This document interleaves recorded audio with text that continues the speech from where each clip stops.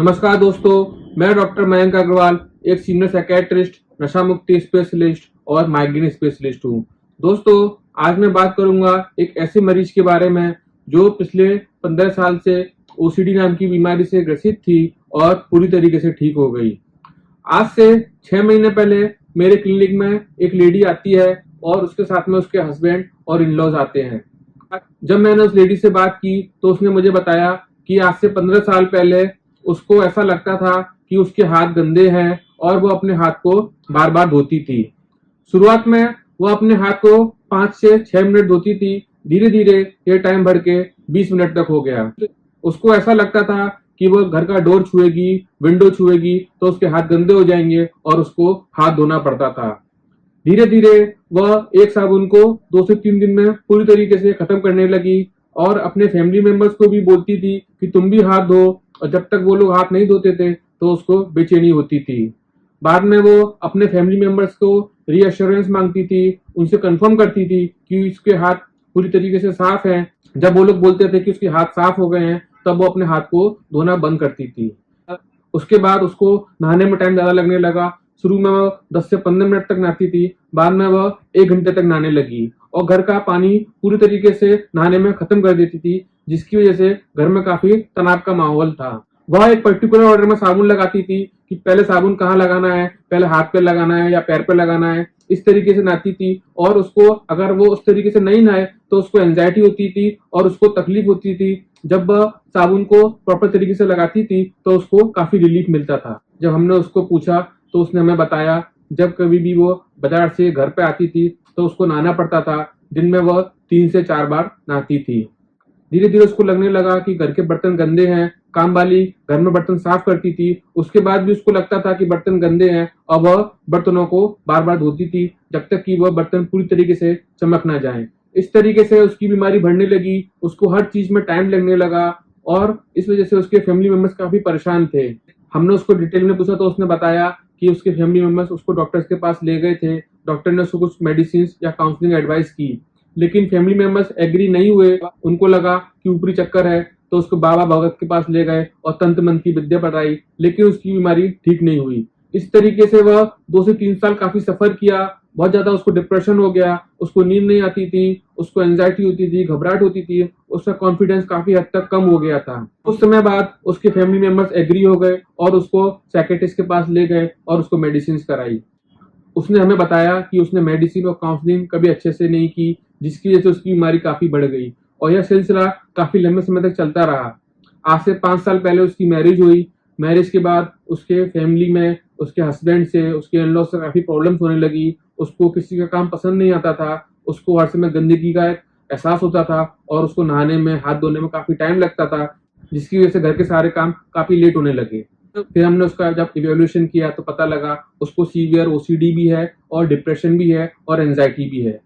हमने उसके रिलेटिव को समझाया कि इस ओसीडी की बीमारी में व्यक्ति को काउंसलिंग प्लस मेडिकेशन दोनों ही लेना पड़ता है, क्योंकि ओसीडी में 50-50% होता है। मेडिसिन की जरूरत भी पड़ती है और काउंसलिंग की जरूरत भी पड़ती है। फैमिली मेंबर्स एग्री हो गए। हमने उनको ओसीडी के बारे में समझाया कि ओसीडी क्या बीमारी है, कैसे होती है, क्योंकि उनको ओसीडी के बारे में कुछ आइडिया नहीं था। ओसीडी एक तरीके की एंजाइटी डिसऑर्डर है जिसमें ऑब्सेशन होता है और कंपल्सन होता है। मैंने उनको समझाया कि यह ऑब्सेशन मतलब जैसे इस लेडी को लगता है कि उसके हाथ गंदे हैं, यह उसका ऑब्सेशन है और उसको हाथ धोने हैं, यह उसका कंपल्सन है। जब तक लेडी हाथ नहीं धोएगी तब तक उसको एंजाइटी होगी। अगर वो लेडी हाथ धो लेगी उसकी एंजाइटी तो कम हो जाएगी, लेकिन उसकी ओसीडी बढ़ जाएगी। हमने उनको समझाया कि ओसीडी कैसे होती है। ओसीडी में व्यक्ति के ब्रेन में जो केमिकल्स होते हैं उसकी डेफिशिएंसी हो जाती है। ब्रेन में जो न्यूरोट्रांसमीटर है जिसको हम सेरोटोनिन बोलते हैं, उसकी डेफिशिएंसी की वजह से ओसीडी होती है। उसके अलावा ओसीडी में व्यक्ति के ब्रेन में जो कनेक्शन है वह प्रॉपर नहीं होता है, जिसकी वजह से व्यक्ति को थॉट्स आते हैं। उसी लेडी को थॉट्स क्यों आते हैं? क्योंकि उसके ब्रेन में कनेक्शन बराबर नहीं है, उसके ब्रेन में केमिकल की डेफिशिएंसी है, जिसकी वजह से उसको ऐसा लगता है कि उसको हाथ गंदे हैं या बर्तन गंदे हैं या कपड़े गंदे हैं। और उस एंजाइटी को कम करने के लिए लेडी को कंपल्सन करना पड़ता है। जब फैमिली मेंबर पूरी तरीके से समझ गए कि हाँ ये ओसीडी नाम की कोई बीमारी होती है, तब उन्होंने उसको 2 महीने तक मेडिसिन दी। मेडिसिन देने के बाद उसकी एंजाइटी का लेवल काफी कम हो गया। फिर हमने उसको काउंसलिंग कराई। काउंसलिंग में उसको हमने सीबीटी, जिसको हम कॉग्निटिव एंड बिहेवियर थेरेपी, और ERP, exposure and response prevention, इस तरीके की 2 थेरेपी उसको हमने एडवाइस की, और जिससे उसकी ओसीडी पूरी तरीके से ठीक हो गई। तो काउंसलिंग में हमने उसको समझाया, जो भी तुमको थॉट्स आ रहा है, तुमको लग रहा है कि हाथ गंदे हैं या बर्तन गंदे हैं या कपड़े गंदे हैं और मुझे नहाना चाहिए या हाथ धोने चाहिए, यह सब तुम्हारी ओसीडी की वजह से है। तुम्हारे ब्रेन में जो कनेक्शन है, ब्रेन में जो फाइबर्स हैं, उनका अलाइनमेंट ठीक नहीं है, ब्रेन में जो केमिकल की डेफिशिएंसी है, उस वजह से तुमको ये थॉट्स आ रहे हैं। मतलब अगर लेडी को जो थॉट्स आते हैं और वो लेडी समझ गई कि यह मेरी बीमारी है, इस वजह से मुझे थॉट आ रहे हैं, यह मेरी प्रॉब्लम है, मुझे ओसीडी है, मेरे केमिकल की डेफिशिएंसी है, इस वजह से मुझे थॉट्स आ रहे हैं, यह समझने के बाद उसको काफी हद तक ओसीडी के थॉट्स को कंट्रोल करने में हेल्प मिली। उसके बाद हमने उसको एक्सपोजर एंड रिस्पॉन्स प्रिवेंशन, जिसको हम ईआरपी बोलते हैं, उसकी टेक्निक सिखाई। ईआरपी में क्या करते हैं कि जिस व्यक्ति को जिस चीज से एंजाइटी होती है और जिस चीज को करने से उसको रिलीफ मिलता है, वो करने नहीं देना है। जैसे कि व्यक्ति को हाथ गंदे हैं, उसको लग रहा है हाथ गंदे, अगर वो हाथ धो लेगी तो उसकी एंजाइटी रिलीफ हो जाएगी, लेकिन ब्रेन इस तरीके से ट्रेंड हो जाएगा कि जब भी उसको लगेगा कि हाथ गंदे हैं तो हाथ धोना है। अगर वो लेडी हाथ नहीं धोएगी तो उसको एंजाइटी होगी। तो एक्सपोजर एंड रिस्पॉन्स प्रिवेंशन में हम क्या करते हैं, व्यक्ति को ऐसा महसूस होता है कि हाथ गंदे हैं या हाथ में गंदगी लगा देते हैं, उसके बाद उसको हाथ धोने नहीं देते हैं, या बर्तन गंदे हैं तो बर्तन धोने नहीं देंगे। ईआरपी में हम उसको समझाते हैं कि तुम्हारे हाथ मान लो गंदे हैं तो तुमको हाथ नहीं धोना है, उसको लेट करना है।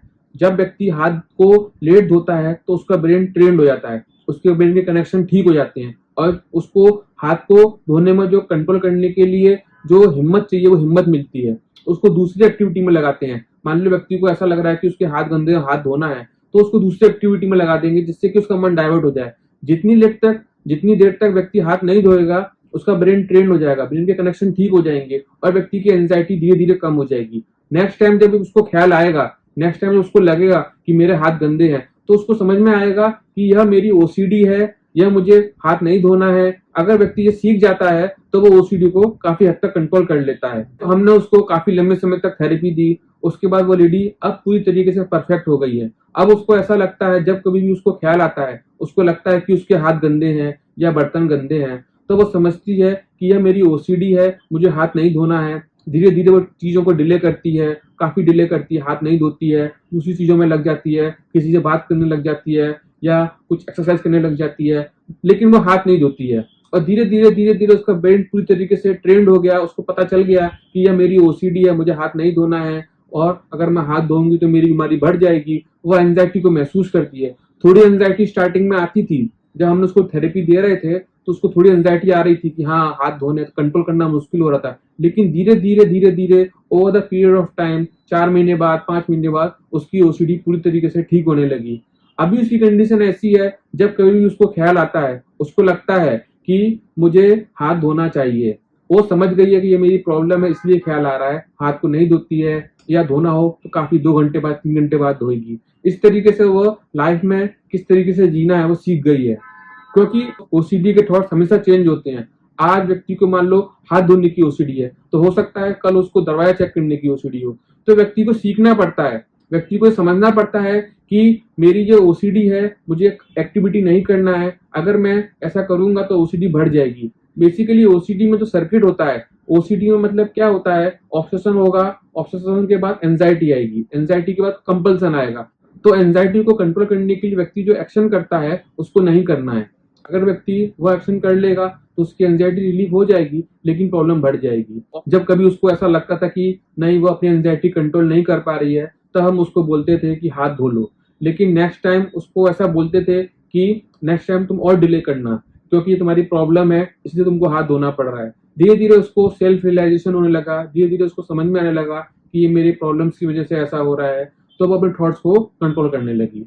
तो जो कोई व्यक्ति है जिसको लंबे समय से ओसीडी है, तो वो उनको यह थेरेपी जरूर करनी चाहिए। इस तरीके से हमने उसको काउंसलिंग के काफी सेशंस दिए, मेडिसिन दी। अब वह लेडी पूरी तरीके से ओसीडी से बाहर हो चुकी है।